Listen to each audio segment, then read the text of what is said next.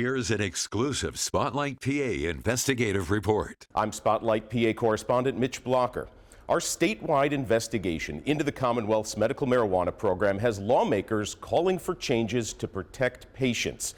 We dug into the state's top marijuana certifiers. These are doctors certifying more than 10,000 patients a year, some even more. In the end, the numbers add up to questions about the quality of care and how Harrisburg oversees Pennsylvania's pot docs. Pennsylvania's medical marijuana program has helped roughly 1 million patients since the first dispensaries opened in 2018.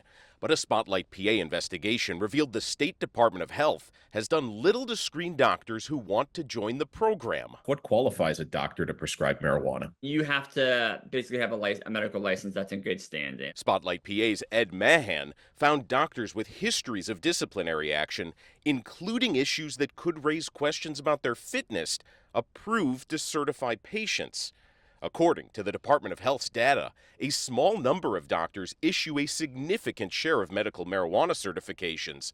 Out of the roughly 1,300 doctors who certified patients for medical marijuana in 2022, most prescribed fewer than 100 cards, but 3 approved at least 11,000. That's an average of 30 a day or more. People have concerns, though, about when you see that volume of certifications, what kind of care people are receiving. One of those people is cannabis Dr. Charles Harris. I think that that's medical malpractice because you're not really establishing a doctor-patient relationship. Dr. Harris spent most of his career in emergency rooms. That residency took 3 years. When he pivoted to medical cannabis, he told us the bar wasn't as high. The state of Pennsylvania mandates a 4-hour class.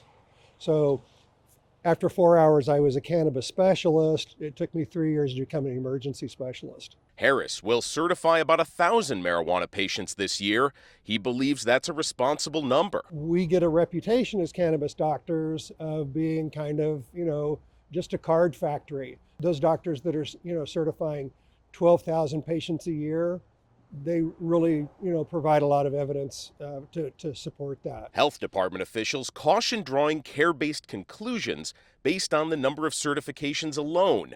But some members of the state legislature want more oversight. 2 state representatives from Schuylkill County introduced legislation to give health officials clear authority.